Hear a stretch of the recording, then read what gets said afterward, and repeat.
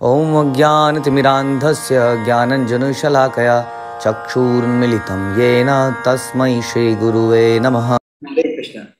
सीताराम लक्ष्मण हनुमान की जय। तो हमको ले चलते हैं एक बहुत ही भयंकर युद्ध में।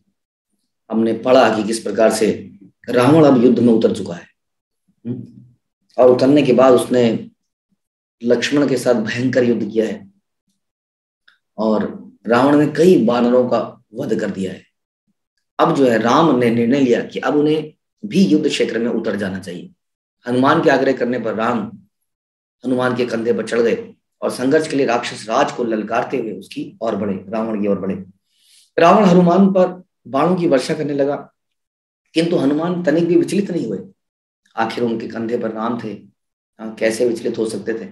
राम ने रावण के रथ के निकट पहुंचकर रावण के रथ को राम जी ने नष्ट कर दिया और राम ने रावण की छाती पर गहरा घाव कर दिया। उसके हाथ से धनुष छूट गया और फिर राम ने रावण की ध्वजा काट दी, जो रथ के ऊपर ध्वजा होती है, और कहा, तुमने युद्ध भूमि में असंख्य वानरों का वध करके वीरता पूर्वक कार्य किया है। तुम युद्ध करते हुए थक गए होगे, अब मैं तुम्हें तत्क्षण नहीं मारूंगा। जाओ, मैं तुम्हें छोड़ता हूं, विश्राम करने के लिए लंका जा सकते हो।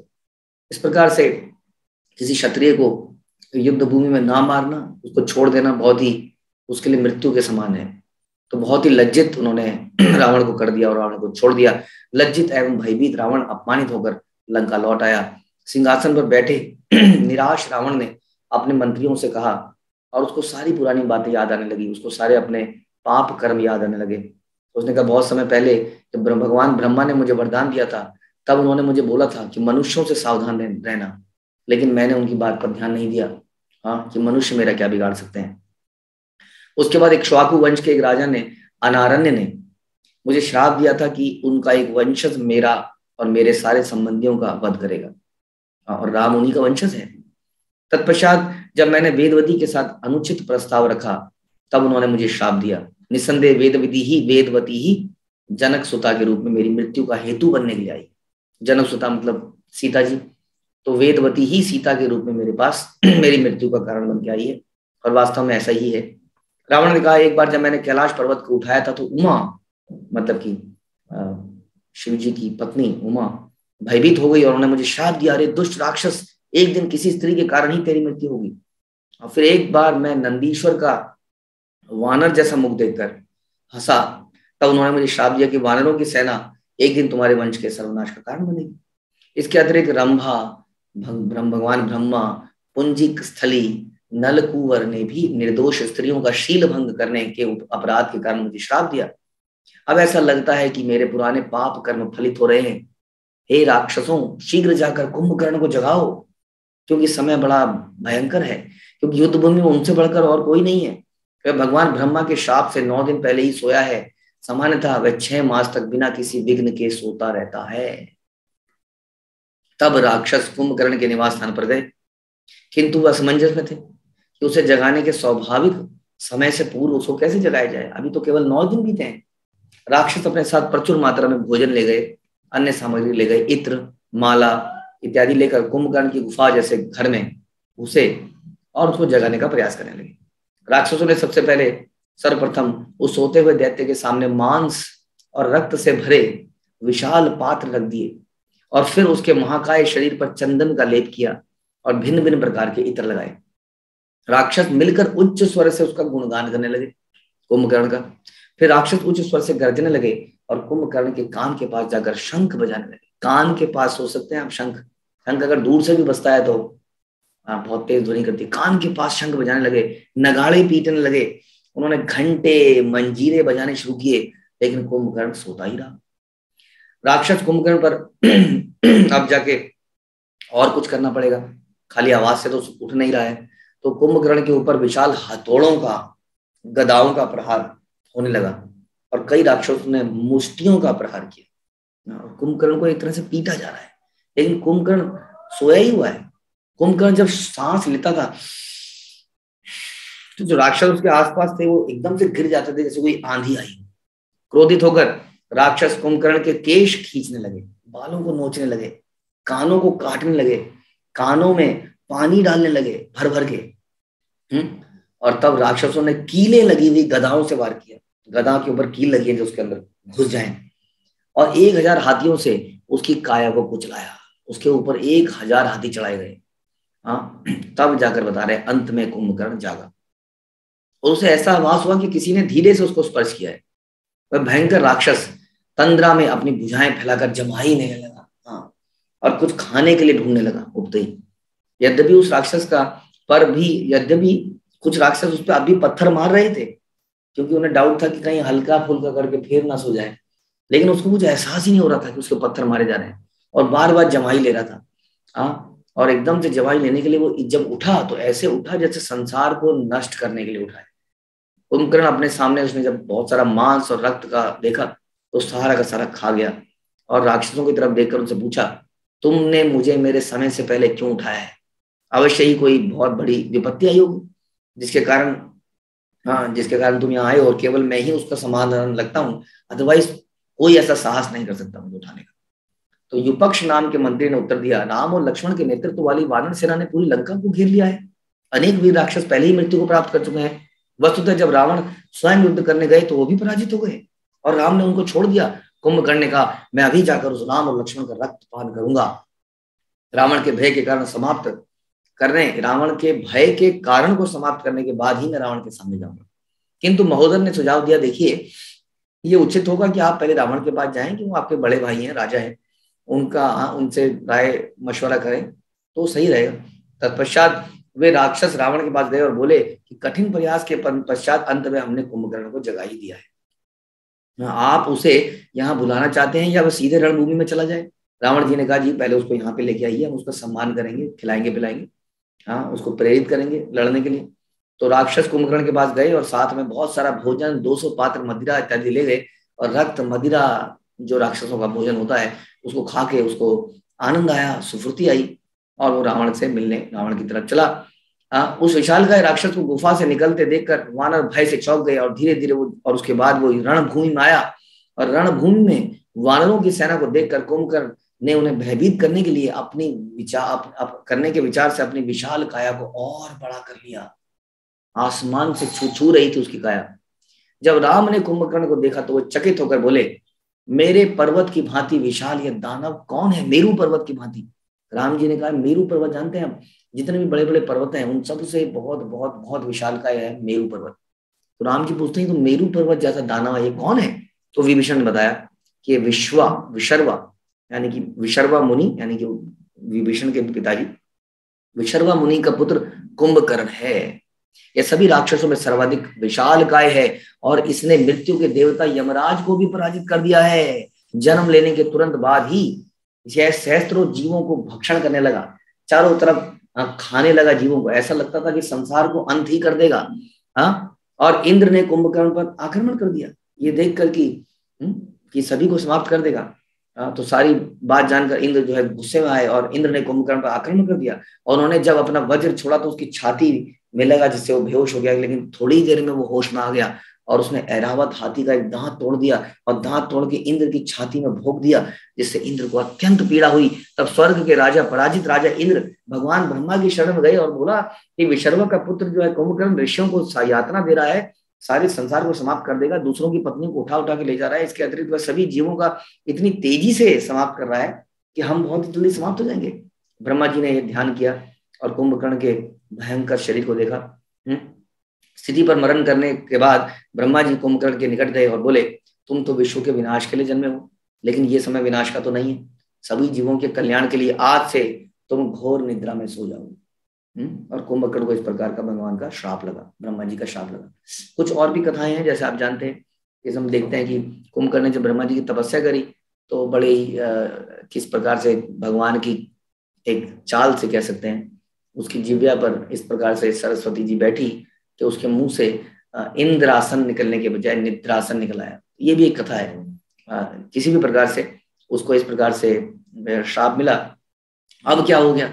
अब हुआ कि रावण ने विनती करी, रावण को पता चला मेरे भाई के साथ ऐसा हो गया। रावण ने कहा, हे ब्रह्मा जी, आपने वृक्ष को उस समय काट दिया जब उसमें फल लगने का समय आया है। हे ब्रह्मांड के सर्वश्रेष्ठ गुरु, अपने पपौत्र के लिए आपका यह शाप उचित नहीं है। मुझे ज्ञात है कि आपका वचन निष्फल नहीं जाएगा, लेकिन उसको कुछ समय के लिए तो जागृत रहने दीजिए कम से कम। भगवान ब्रह्मा जी ने उत्तर दिया, ठीक है मैं तुम्हारी इच्छा पूरी करूंगा। 6 महीने सोने के बाद वो केवल 1 दिन जागेगा। और वह पूरी पृथ्वी पर ना घूमकर अपनी इच्छित वस्तु का भक्षण तब तक कर सकता है जब तक वो पूरा ना सो जाए। यानी कि एक दिन जितनी देर वो जगेगा उतनी देर में न जाने कितने जीवों को खा जाएगा। तो केवल 6 महीने में एक बार इसको जगने की अनुमति मिलती है, 1 दिन के लिए। तो फिर आगे कहानी बढ़ती है। ये सारी कहानी विभीषण ने भगवान राम को बताई, उसका बैकग्राउंड बताया। अब कुंभकर्ण ने रावण के महल में प्रवेश किया। इधर राम ने नील को आज्ञा दी कि वानरों को एकत्रित करके नगर के द्वार पर आक्रमण कर दिया जाए। अब कुंभकर्ण को देखते ही रावण में स्फूर्ति का संचार हो गया। कुंभकर्ण ने पूछा, हे रावण, आप मुझसे किस प्रकार की सेवा की अपेक्षा करते हैं? रावण ने कहा, जैसा तुम्हें ज्ञात है, राम ने वानरों की सेना, विशाल सेना लेकर लंका पर आक्रमण कर दिया है। मेरे भाई राम और लक्ष्मण के वध के लिए मैं तुम पर निर्भर हूँ, क्योंकि इस कार्य को संपन्न करने का योग्य और कोई नहीं है। कुंभकर्ण ने विनम्रता पूर्वक उत्तर दिया, हे राजन, आप चिंतित ना हो, मैं राम और लक्ष्मण और सुग्रीव और हनुमान के सारे दल के सारे वानरों को सबको समाप्त कर दूंगा।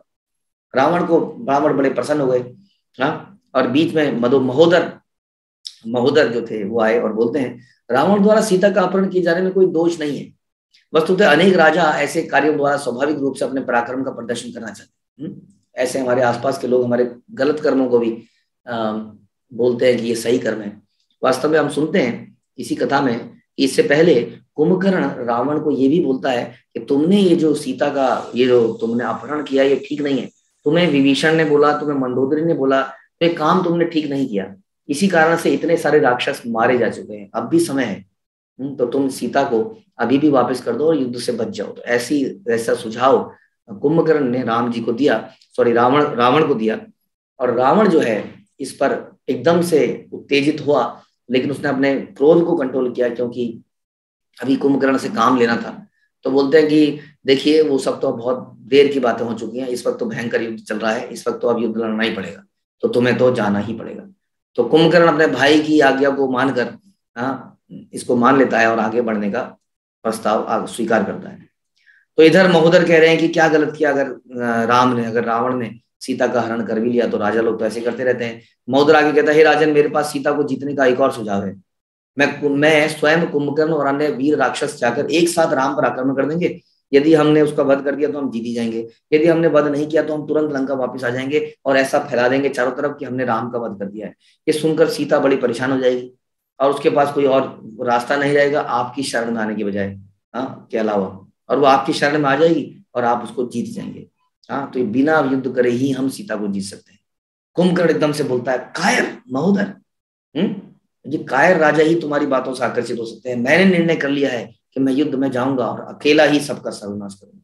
रावण भी बोलते हैं कि यस, तुम्हारा कथन बिल्कुल सही है भ्राता कुंभकर्ण, महोदर तो कायर है, राम से डर गया है। जाओ, युद्ध भूमि में जाओ और अपने साथ राक्षसों की सेना भी लेके जाओ। जैसे ही कुंभकर्ण प्रस्थान करने को तैयार हुआ, रावण ने उसके गले में स्वर्ण का हाल पहनाया, अन्य आभूषणों से उसको सुसज्जित किया और रणभूर की भूमि की ओर जाते हुए कुंभकर्ण ने अपनी काया का विस्तार 600 धनुष की लंबाई तक ऊंचा कर दिया। 600 धनुष, आप जानते हैं ना, एक धनुष बहुत लंबा होता है। मतलब आजकल के धनुष भी 6-7 फुट के होते हैं, तो उस जमाने के तो क्या होते होंगे। तो 10 फुट और 10 फुट को अगर आप 600 से मल्टीप्लाई कर देंगे तो 6000 फुट तो कम से कम हो ही गया। तो इतना ऊंचा उन्होंने अपनी हाइट को कर लिया और 100 धनुष की लंबाई के बराबर कुंभकर्ण ने अपने काया को चौड़ा कर लिया।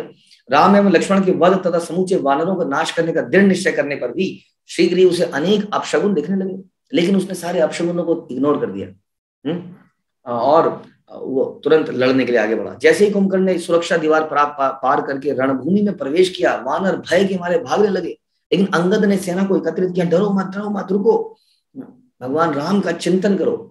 और सारी सेना को एकत्रित किया और सब वानर आए और कुंभकर्ण पर अनगिनत पेड़, पर्वतों की चोटियां, पत्थर उठा के फेंकने लगे। चारों तरफ से इस तरह से बरसात हुई कुंभकर्ण के ऊपर। लेकिन प्रतिकार में कुंभकर्ण अनेक वानरों का वध करने लगा।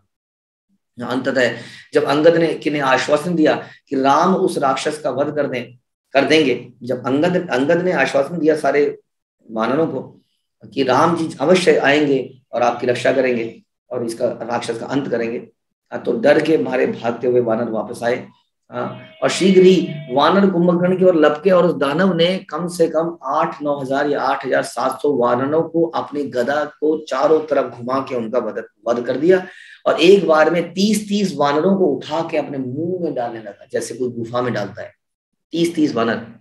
और तभी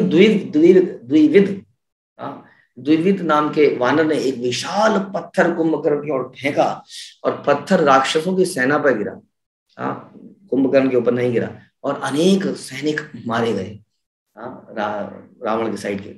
हनुमान ने पर्वत की चोटियों द्वारा आकाश से प्रहार करने का प्रयत्न किया कुंभकर्ण के ऊपर, किंतु वह महाकाय राक्षस बड़ी आसानी से उन चोटियों को अपने हाथों से खंडित कर लेता था, बड़ी बड़ी पहाड़ों की चोटियों।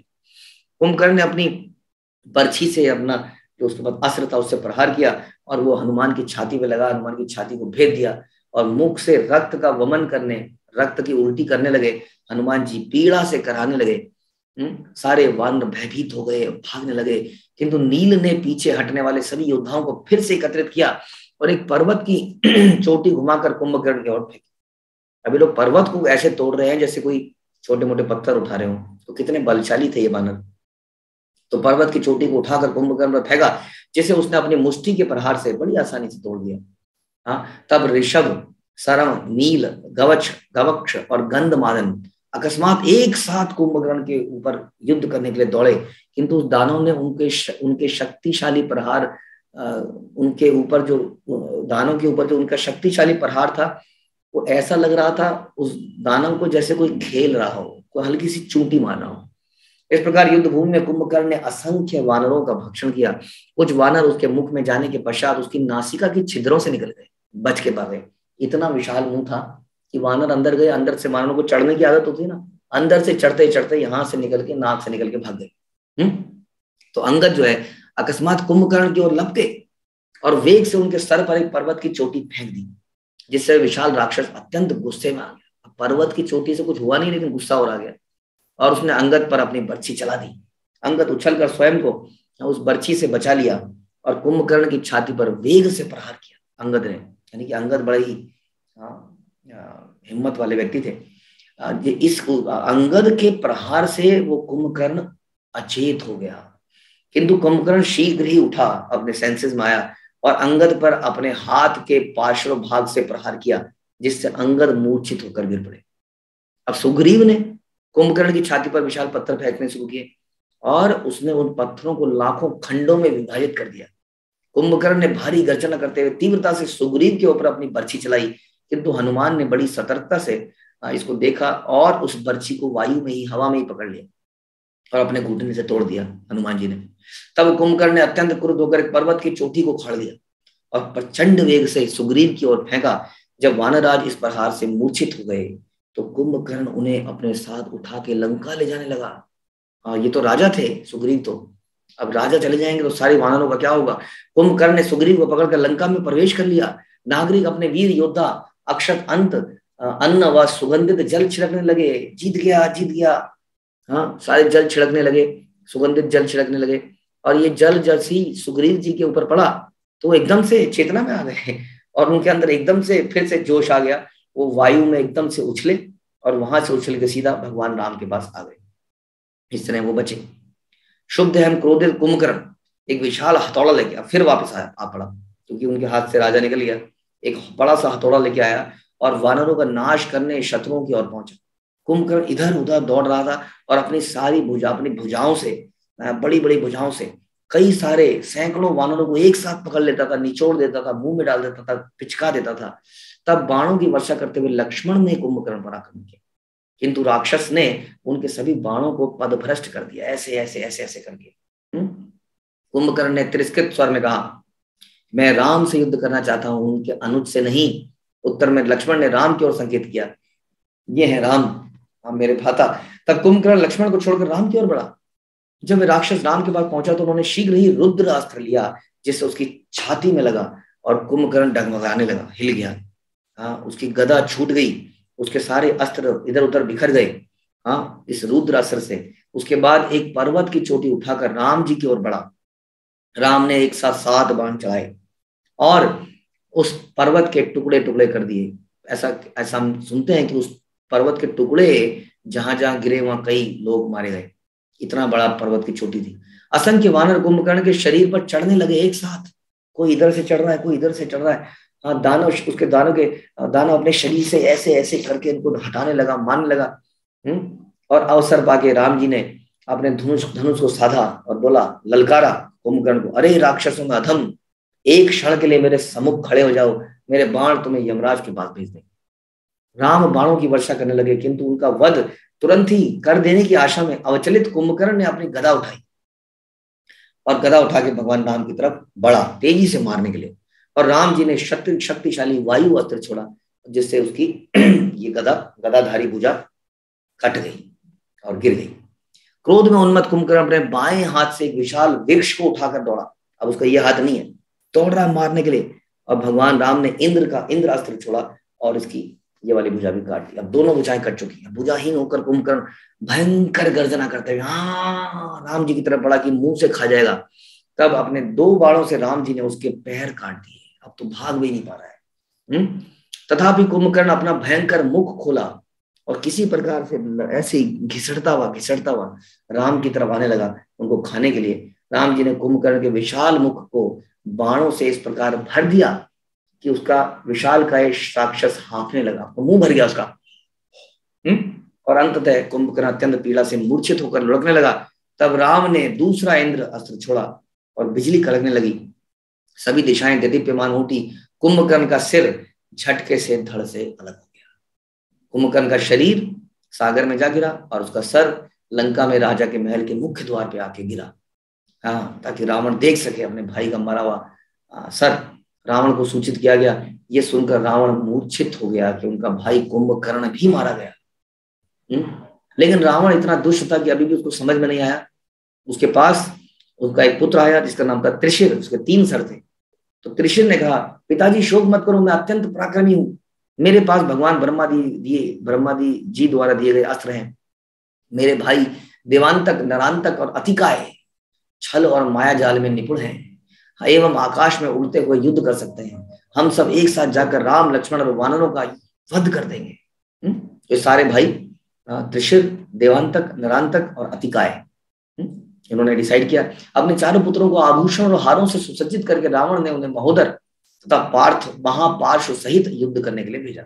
तो महोदर भी गए और महापार्श्व भी साथ में गए। और रावण अपने ही बच्चों की मृत्यु के लिए उनको भेज रहा है। इतना आदमी सेल्फिश हो जाता है अपनी जिद पर अटक कर। हमें कभी भी जिद नहीं करनी चाहिए। हमें बड़ों का बातों को जरूर मानना चाहिए। रावण किसी की भी बात मानने को तैयार नहीं। घोड़े पर चढ़े हुए निरांतक ने अपनी बर्छी से 700 वानरों का वध कर दिया अपने अस्त्र से। सुग्रीव ने अंगद को रावण के पुत्र पर वार करने का आदेश दिया। तब युवराज ने बिना अस्त्र के ही उनको ललकार दिया, अंगद ने।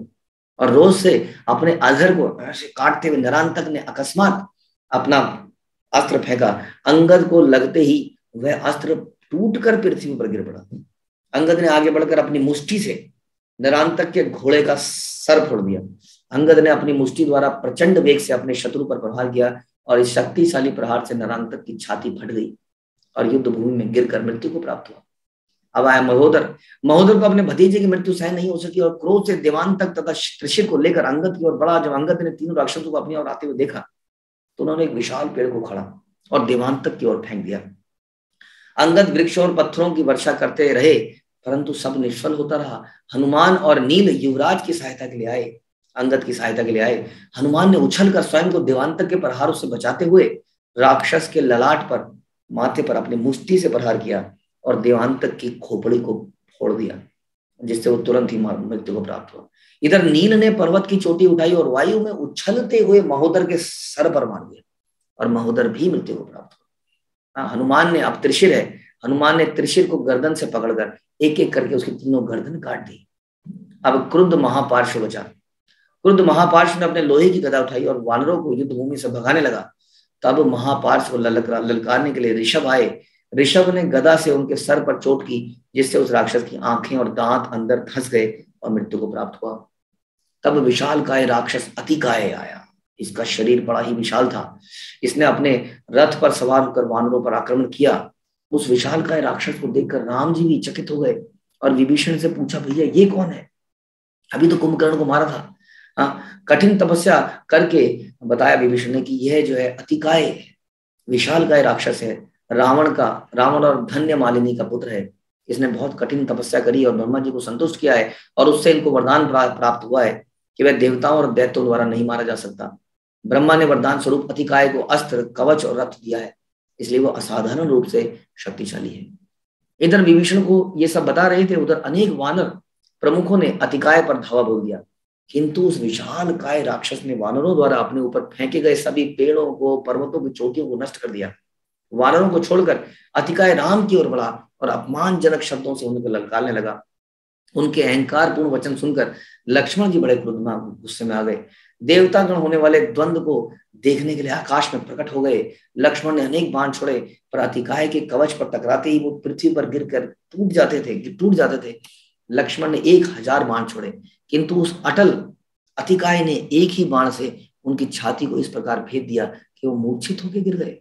जब लक्ष्मण को होश आया तब उन्होंने अतिकाय के ध्वज को गिरा दिया और घोड़े और सारथी का वध कर दिया। उस समय वायुदेव लक्ष्मण के निकट आकर बोले, हे लक्ष्मण, अतिकाय ने जिस कवच को धारण किया है वह ब्रह्मा जी द्वारा दिया गया है, प्रदत्त है, ब्रह्मा जी द्वारा प्रदत्त है, अभेद्य कवच है। अतः अपने शत्रु पर विजय पाने के लिए आप ब्रह्मास्त्र का उपयोग करें। उस ब्रह्मास्त्र से शीघ्र ही अतिकाय का विशाल सिर कट गया और वो पृथ्वी पर लुढ़कने लगा।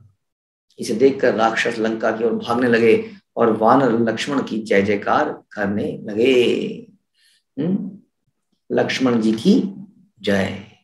तो इस प्रकार से भयंकर युद्ध हुआ। रावण के कई सारे पुत्र मारे जा चुके हैं, कुंभकर्ण मारा जा चुका है, और उसने अपनी हवस, अपनी लस्ट, अपने ग्रीड, लालच के कारण किसी की भी राय नहीं मानी है और अपने सारे परिवार को झोंक दिया है। हाँ, अब आगे देखते हैं कि उसका क्या हश्र होता है। हरे कृष्णा। श्रील प्रभुपाद की जय। सीता राम लक्ष्मण हनुमान की जय।